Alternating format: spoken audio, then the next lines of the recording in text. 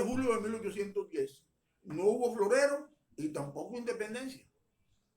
Juramos defender a nuestro amadísimo rey Fernando VII, dice el acta suscrita por la oligarquía criolla el 20 de julio de 1810. No se habló de independencia por ningún lado.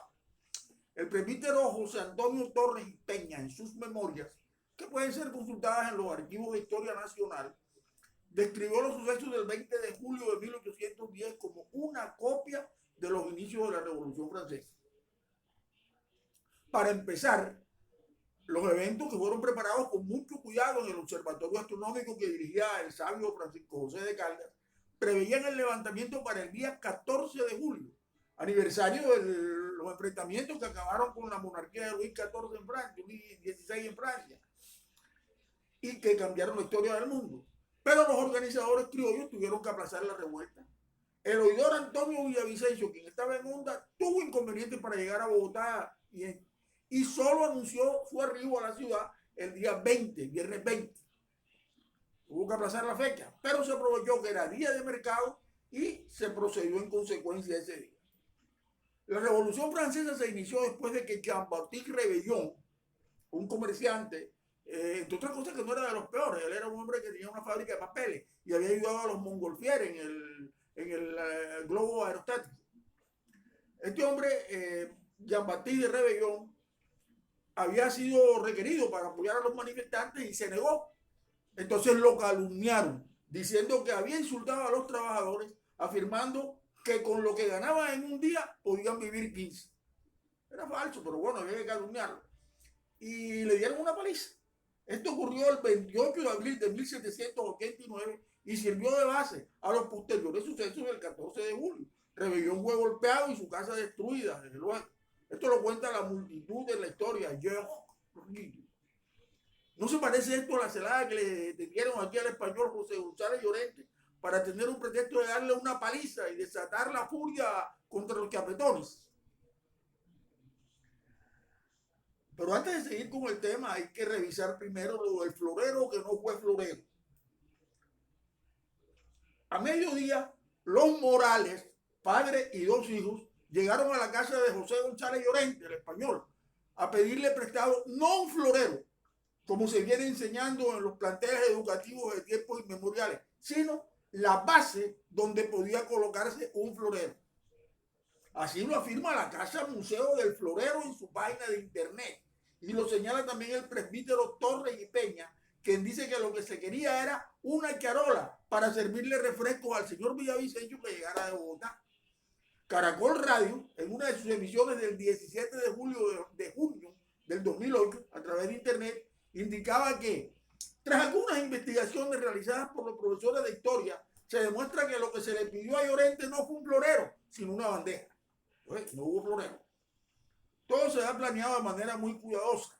Se sabía que la charola o bandeja que estaba decorada, entre otras cosas, con la bandera y el escudo de España, estoy citando de nuevo lo que dice la Casa del Florero, no iba a ser prestada por González Llorente.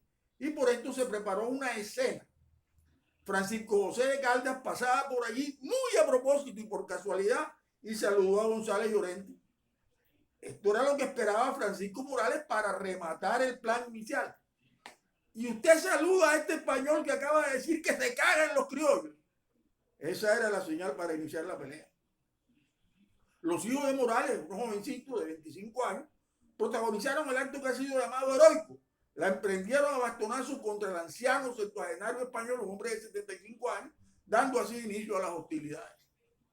El pueblo, en su mayoría mestizos, asociados por los criollos, fue a tomarse la cárcel de la Picota. La historia parece haber olvidado este hecho. No se menciona siquiera quién sacaron de ahí. Solo se dice que liberaron a algunos patriotas que estaban detenidos, cuyos nombres jamás serían mencionados. Bueno, de pronto se mencionó a Andrés Rosillo, pero no más. ¿Era tan importante la toma de la Picota? ¿O era más bien la simulación de la toma de la Bastilla que hicieron los revolucionarios franceses?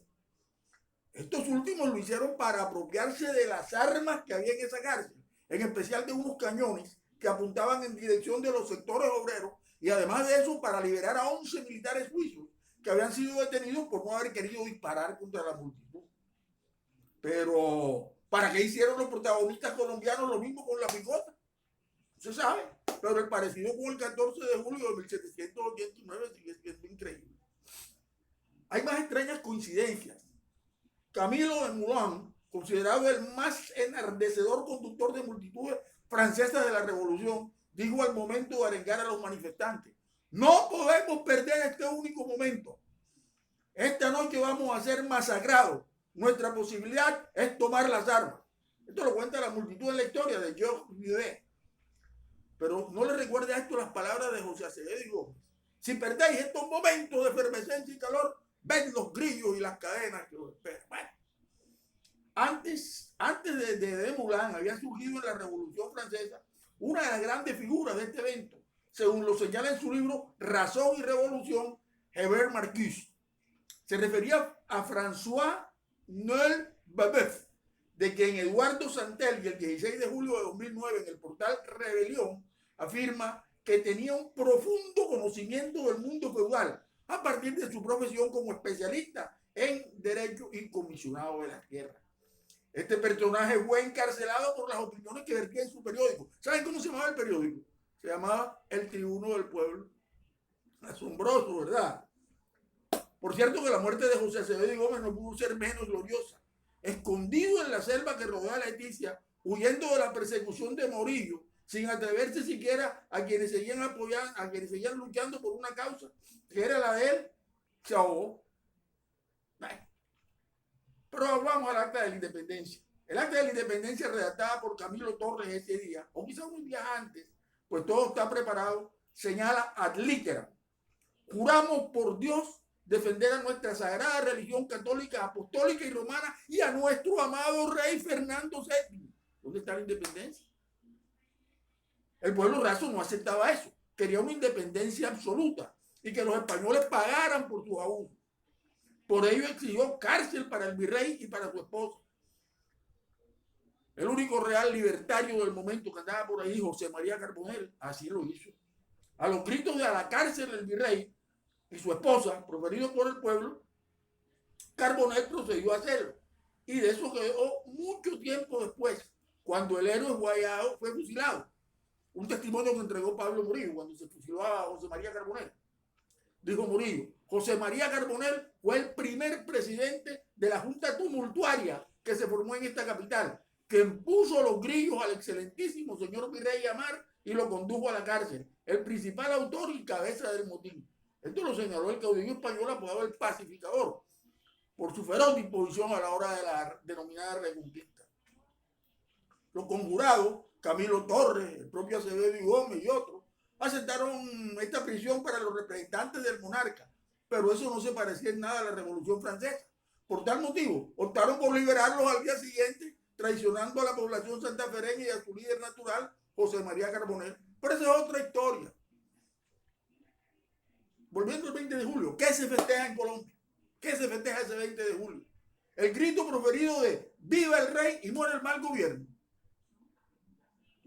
Un dato adicional y al margen: en el escudo nacional de Colombia aparece en la franja intermedia el famoso gorro frígido, que se dice que es el símbolo de la libertad, pues lo usaron los conjurados que mataron a Julio César.